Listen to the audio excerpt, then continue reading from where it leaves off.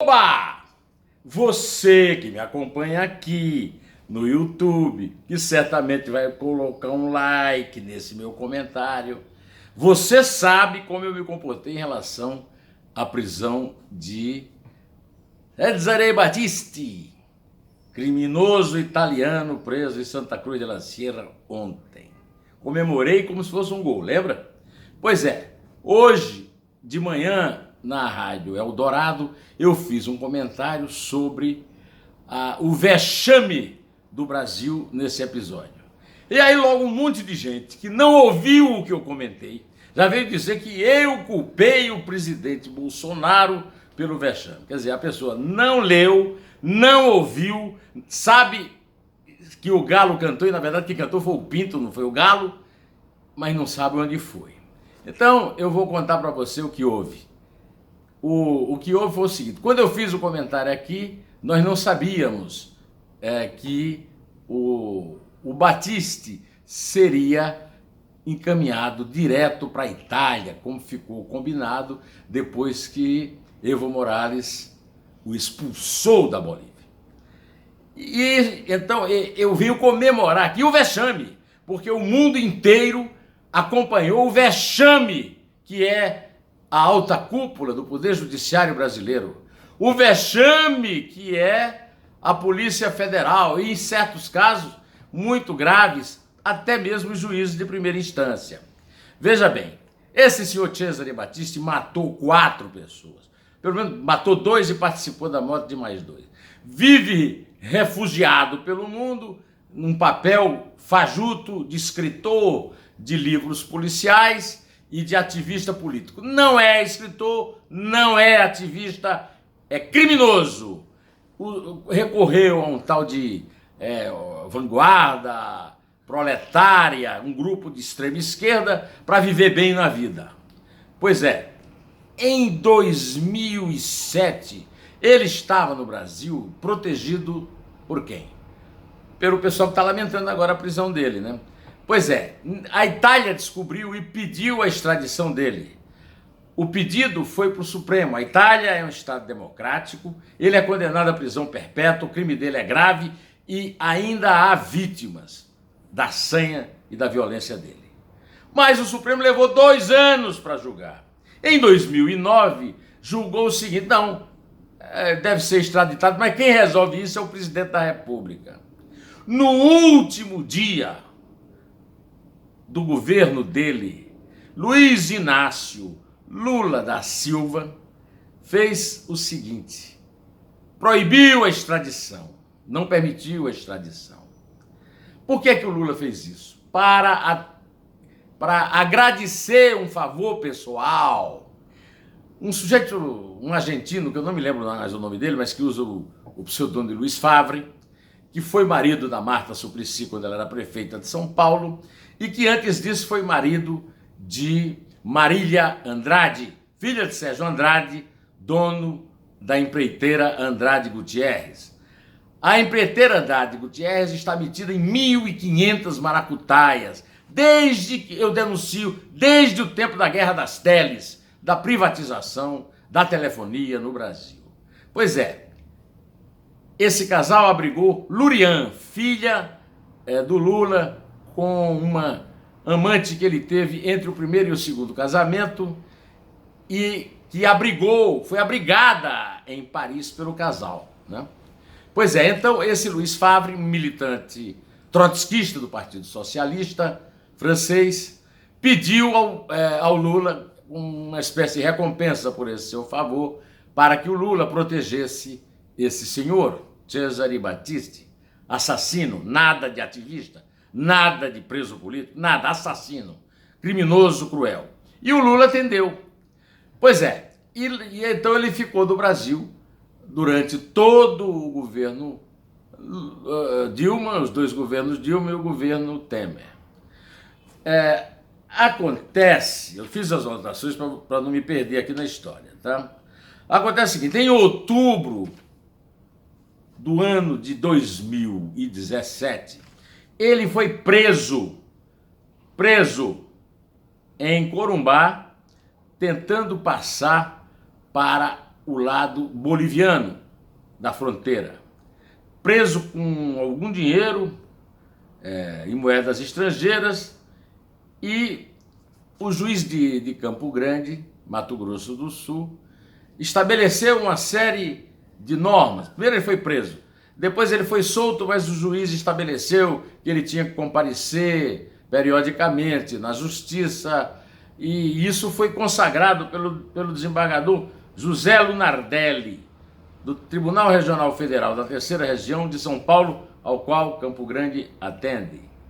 Pois é, só que a sexta turma do Superior Tribunal de Justiça revogou a disposição do juiz e o dispensou de usar tornozeleira, de ir à justiça, e o deixou completamente livre, leve e solto. Ele foi viver em Cananéia. Eu tenho recebido muitas perguntas, pessoas que comentam aqui o meu comentário sobre ele, perguntando quem o sustenta. Eu sinceramente não sei, eu não falo sobre o que eu não sei, sobre aquilo sobre o qual eu não estou informado. Não sei quem o sustenta. Agora, que é estranho de direito autoral que não é. Porque eu quero inclusive avisar que no ano passado todos os escritores perderam muito dinheiro com a diminuição do pagamento de direito autoral no Brasil. Pois bem, um promotor lá de Campo Grande chamado Silvio Petengil desconfiou que ele tinha um plano de fuga e pediu para prendê-lo a partir de algumas observações que ele fez. A última delas foi que ele passou os bens dele para um amigo. Muito estranho, né? Pois é, mas o juiz achou que ele não tinha apresentado provas suficientes e ele ficou solto, até porque o ministro Luiz Fux, do Supremo Tribunal Federal, simplesmente proibiu a extradição dele a pedido dos advogados dele. Pois é, no fim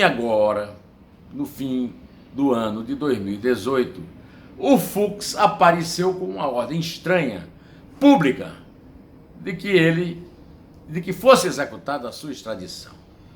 Por que a ordem é estranha?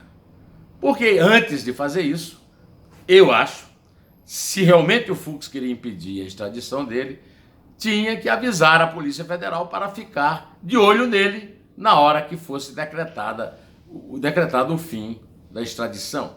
O certo é que houve um grande estardalhaço, a polícia não acompanhava, e eu já citei por que a polícia não acompanhava, mas também a Polícia Federal vacilão da Polícia Federal. Pois é, e quando a ordem do Fux foi publicada, ele já não estava mais em Cananéia, onde ele morava, vivia tomando cerveja por ali, nunca se sabe em que ele trabalhou, e ele sempre viveu bem lá.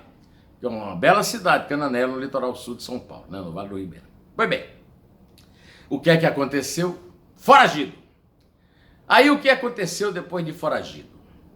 Aconteceu que a Polícia Federal foi procurá-lo na Amazônia, nas casas de amigos, e ele estava na Bolívia. Ou seja, a Polícia Federal se esqueceu daquele princípio da literatura policial de que o criminoso sempre volta ao lugar do crime, e ele passou na fronteira, no mesmo lugar que ele não passou antes, porque foi preso. Estava na Bolívia quando foi preso. Foi preso pela polícia italiana depois de negociações com a Bolívia. Nessas alturas, o Temer, o ex-presidente, já tinha autorizado a deportação. Aliás, deportação não, a extradição.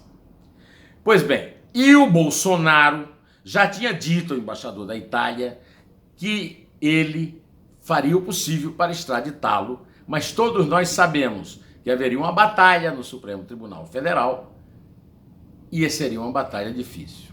O advogado dele já pediu um habeas corpus, o habeas corpus foi sorteado para Celso de Mello e o Celso de Mello se considerou suspeito. Deve ser a primeira vez em anos que o Supremo tem um ministro que se considera. Por quê? É um mistério, né? O que é certo é que caiu da mão de quem? Marco Aurélio Mello. Qual era, a seu ver, eu nem vou falar isso para não criar confusão, mas eu pergunto a você que está me seguindo, qual era a chance do Marco Aurélio dar esse habeas corpus ou criar uma tremenda confusão em torno disso mesmo o Bolsonaro estando decidido a extraditá-lo. Haveria uma perda de tempo. Então o mundo inteiro está acompanhando essas lambanças todas da justiça brasileira e da Polícia Federal, que não ficou sabendo de nada até o momento em que foi anunciada a prisão dele na Bolívia. Agora, eu tenho uma perguntinha para fazer para o diretor da Polícia Federal. Escuta aqui, a Bolívia é uma fronteira complicada para o Brasil, porque passa muita droga lá. Não é possível que não haja agentes policiais brasileiros lá capazes de entrar em contato com os bolivianos e terem uma informação dessa, né? O que é certo é que a Bolívia entrou em contato com o Estado italiano e expulsou o Batiste de lá. Bom, aí é o momento em que eu comemoro pela segunda vez. Porque se a Bolívia não tivesse... A Bolívia poderia dar um asilo, se ele pedisse, né? Não sei se pediu, foi noticiado que pediu, mas isso não foi confirmado. Ou então permitir que ele fosse extraditado para o Brasil, haveria uma longa discussão, o Supremo, antes do Supremo, o Superior Tribunal de Justiça. Bom, o que é certo é que eu comemoro porque a Bolívia expulsou. E ele já desembarcou hoje cedo em Roma e já foi para a cadeia, que é o lugar dele, de assassino, cretino, canalha como ele. Não há nada para culpar o governo Bolsonaro disso, nem nada para comemorar também, porque o Brasil não foi ouvido nem cheirado. O Brasil mandou um avião para Corumbá para trazê-lo lá de Santa Cruz de la Sierra, mas não foi necessário, porque o governo italiano tinha mandado um avião e o levou lá para a Itália. Então, é muito bom que não fiquemos só nós aqui sabendo e discutindo que o Supremo Tribunal Federal é um problema. O Brasil é escravo, é refém de uma cúpula do judiciário completamente comprometida com o crime e completamente leniente, doida para soltar um bandido, né? Por exemplo, o bandido José Dirceu está solto. Dizem que está dizendo por aí que vai ser preso a qualquer momento. Mas até agora está solto. Foi decisão do presidente do Supremo Tribunal Federal, Dias Toffoli, confirmada pela segunda turma do Supremo. Agora tem coisa muito pior do que isso. Até hoje é o dia 14 dias de governo do Bolsonaro, a Polícia Federal, comandada pelo Sérgio Moro e, portanto, pelo Bolsonaro, não tem uma resposta satisfatória sobre a mão que entregou a faca ao Adélio Bispo para atingir o então candidato favorito às eleições presidenciais, hoje presidente da República.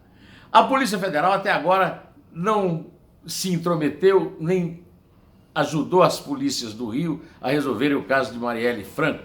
Ou seja, a Polícia Federal funciona muito bem lá em Curitiba, na Operação Lava Jato, em Brasília, nas operações de lá, mas no dia a dia é um vexame. E sabe por quê? Porque a Polícia Federal é dividida em vários grupos. Tem um grupo do PT que manda lá, tem um grupo do Turma que manda lá, tem um grupo da direita, tem um grupo de tucano. Olha, realmente, aquilo é um saco de gato e a chefia hierárquica da Polícia Federal não tem autoridade para resolver as coisas. Então, está esclarecido, definitivamente, Bolsonaro não tem culpa.